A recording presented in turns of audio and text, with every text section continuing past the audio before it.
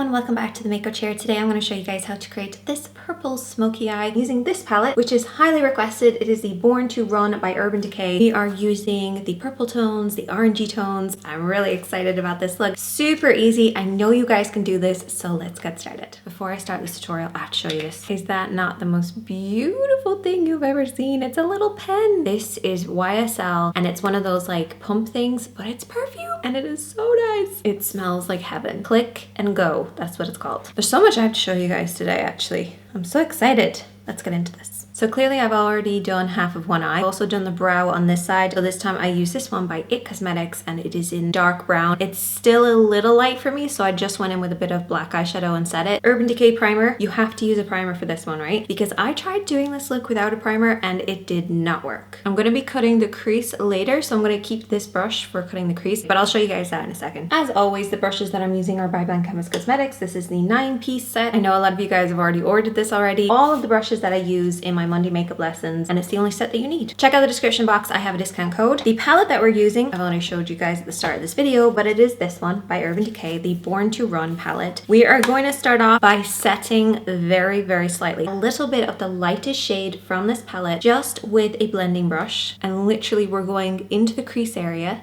just like that.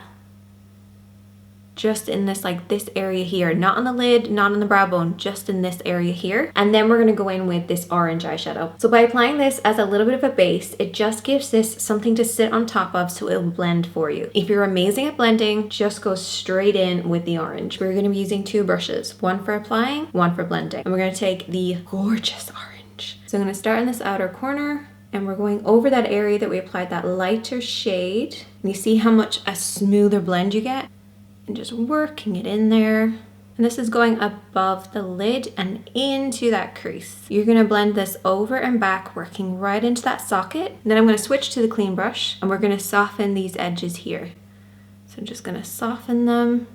Now what I want you guys to do is take your fade shade. So if you're looking at this palette, I want you guys to figure out where's our fade shade in this palette. This is the color that we're using. And what would be a matching fade shade for this? Did you get it? Did you guess right? This one right here. Apply a little bit of this and we're gonna go around the edges of that orange. So you're literally just going doo doo doo doo. And you don't want to apply too much. Keep it nice and light. And then we're gonna take our blending brush again and we are gonna softly go back over that. But now we're gonna work on the lid. So we're gonna switch to a flat brush this time. And we're going to use the purple shade. So I'm going to be using these two purples here. We may pop a little bit of this in and a little bit of this in later, but let's just focus on these for now. So I'm taking my flat brush, I'm going to tap it into this eyeshadow right here, which is the matte shade. And the lid should be kind of slightly sticky. It's almost set by itself now, but it's still slightly sticky. And we're going to start on the outer edge of the lid. And we're really pressing that in there. Press that down. All of that pigment off that brush, just really pressing it onto the lid, and try not to kind of disturb too much of what we've done up here already. The top bristles here are just ever so slightly catching that crease, but that will just spray these top edges out and I'll give you a kind of a softer blend so that the top of the bristles are very gently caressing the crease. Such a beautiful kind of purpley pinky tone. Now for the inner lid, I'm actually going to switch to the shimmer. Start to apply this on this inner lid.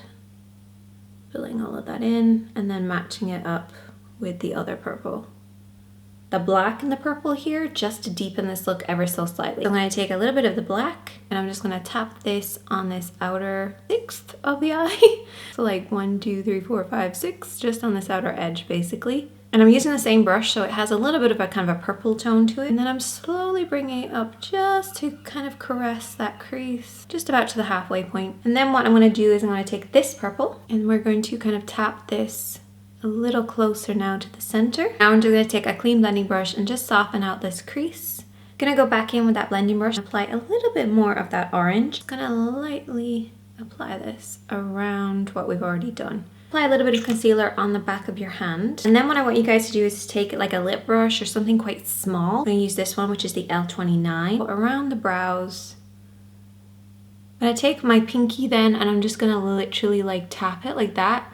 And that will remove the excess. Then I'm going to wipe it off my hand. And then I'm going to take a clean finger and just tap it over the top. And this will blend out that concealer. Give us a nice sharp line.